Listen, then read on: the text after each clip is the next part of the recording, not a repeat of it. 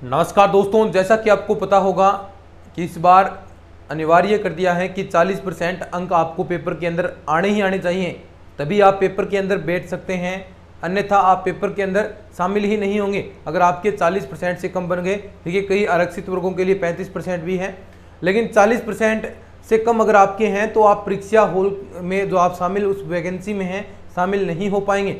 आपने पेपर दिया और 40% नहीं मिले तो आप उस दौड़ से पहले ही बाहर हो चुके हैं। चाहे आपके लिए वैकेंसी खाली रहे, सीटें खाली रहे, कोई फर्क नहीं पड़ता, आप बाहर हो चुके हैं, सीटें खाली रह सकती हैं।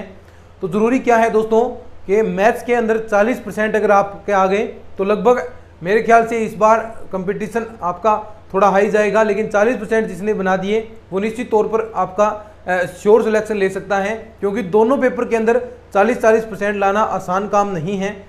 और बहुत सारे दोस्तों का मैथ स्ट्रॉन्ग है तो कई जगह जीके आपका वीक रहता है, तो ये दोनों का कॉम्बिनेशन है। तो 40% अगर अंक आप लाते हैं तो एक आप अच्छी रेस में शामिल हो सकते हैं।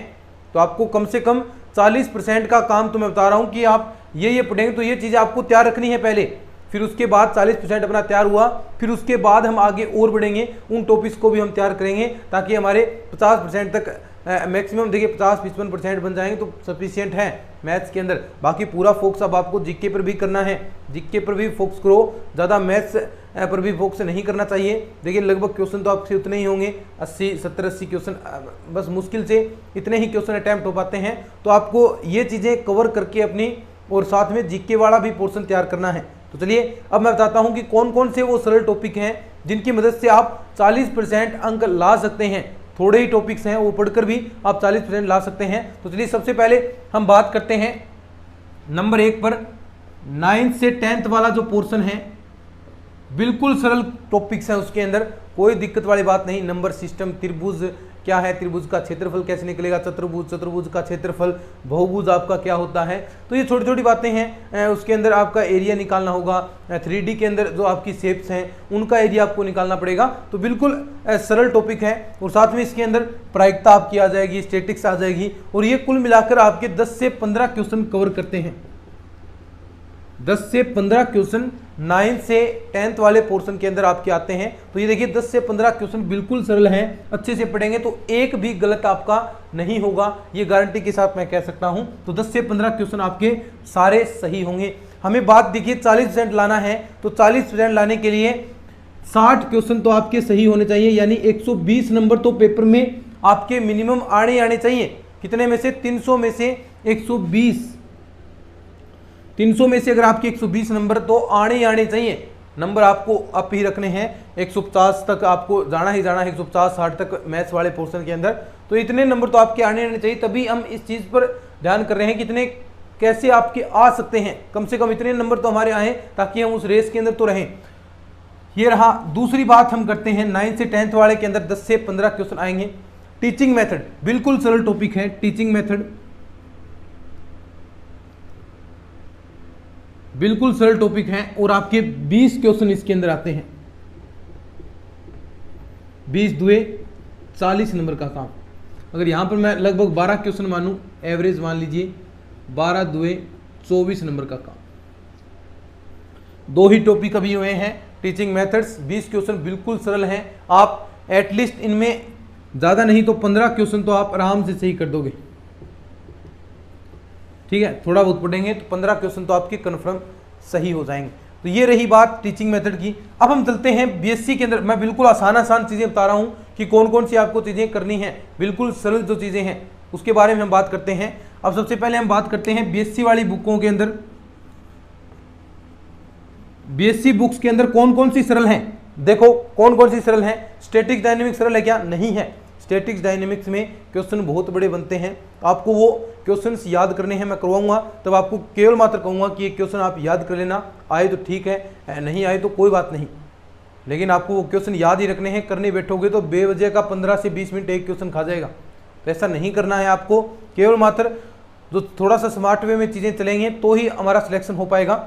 तो वो स्टैटिक्स और डायनेमिक्स के क्वेश्चन हम कुछ फॉर्मूलेज वगैरह याद कर लेंगे ताकि कुछ आसान क्वेश्चन आए तो वो भी हमारे सही हो जाए। लेकिन जो बड़े क्वेश्चन सोल्व करने वाले आ गए तो उनके अंदर आपको बेवजह का हाथ नहीं मारना है, क्योंकि देखिए छोड़ सकते हैं आप, कोई दिक्कत वाली बात नहीं।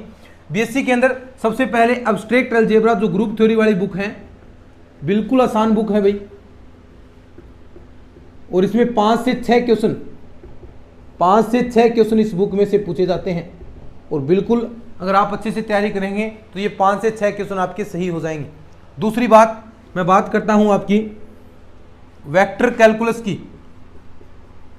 वेक्टर कैलकुलस बिल्कुल आसान बुक है, इसके अंदर भी आपके 3 से 4 क्वेश्चन आते हैं, 3 से 4 क्वेश्चन, बिल्कुल आसान बुकें बता रहा हूं मैं।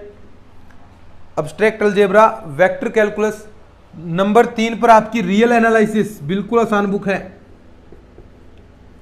मैं चल भी रही है अपनी रियल एनालिसिस बुक है, और कितना आसानी से आप क्वेश्चन सोल्व करते हैं, जो शॉर्ट वे में भी मैंने चीजें आपको बताई हैं। तो रियल एनालिसिस के अंदर एक दो छोटी छोटी चीजें हैं जिनमें एक दो क्वेश्चन बड़े बनते हैं, बाकी बिल्कुल सरल बुक है ये रियल एनालिसिस। इसके अंदर भी आपके 4 से 5 क्वेश्चन बनते हैं।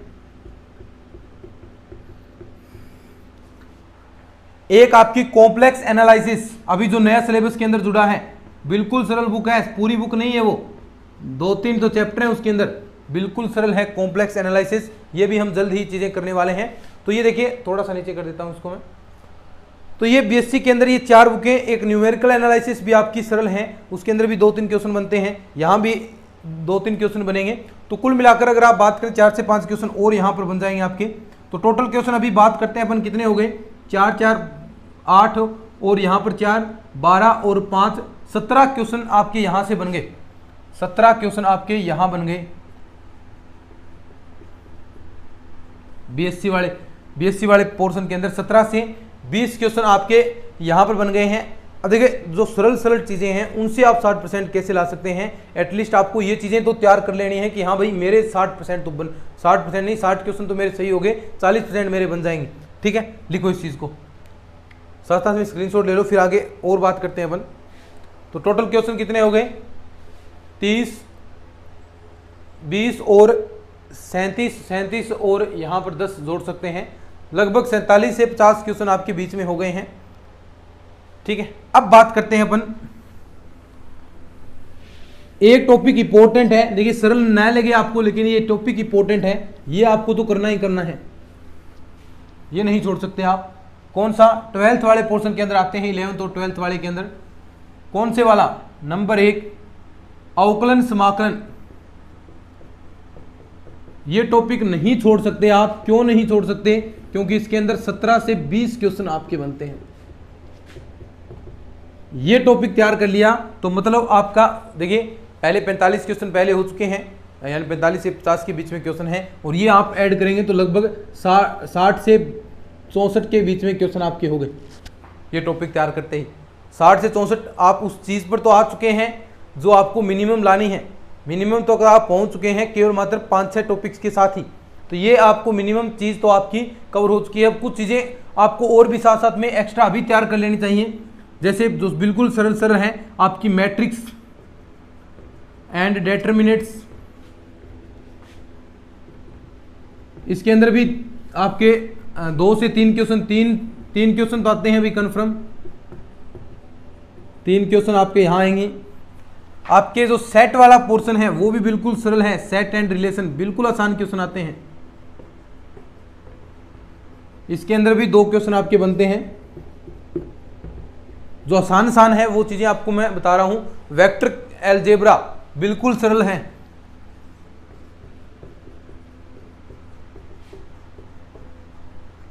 तो ये चीजें आपकी यहां पर हैं, इसके अंदर भी 2-3 क्वेश्चन आते हैं आपके।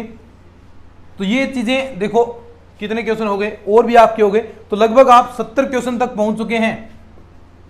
इन टॉपिक्स की मदद से 70 क्वेश्चन तक आप पहुंच चुके हैं। ये टॉपिक्स अगर आप तैयार करते हैं तो कम से कम एटलीस्ट आप ये चीजें तो जरूर से तैयार कर लेना भाई, 70 क्वेश्चन आपके सही हो जाएंगे और कोई दिक्कत वाली बात नहीं होगी अगर आप आराम से तैयार करते हैं। देखिए इन चीज़ों पर पूरा पहला फोकस तो ये होना चाहिए कि 40% तो आपके कम से कम बन जाएं। अगर ये नहीं बने तो आप बाहर वैसे ही हो जाएंगे। दोनों पेपर के अंदर बनने चाहिए, 40% आपका जीके वाले के अंदर भी और 40% मैथ्स वाले के अंदर भी। तो मेरे ख्याल से आपको समझ में आ गया होगा क्या करना है। तो चलिए आज की इस वीडियो के अंदर इतना ही, मिलते हैं नेक्स्ट वीडियो में, तब तक के लिए धन्यवाद। जय हिंद, जय भारत।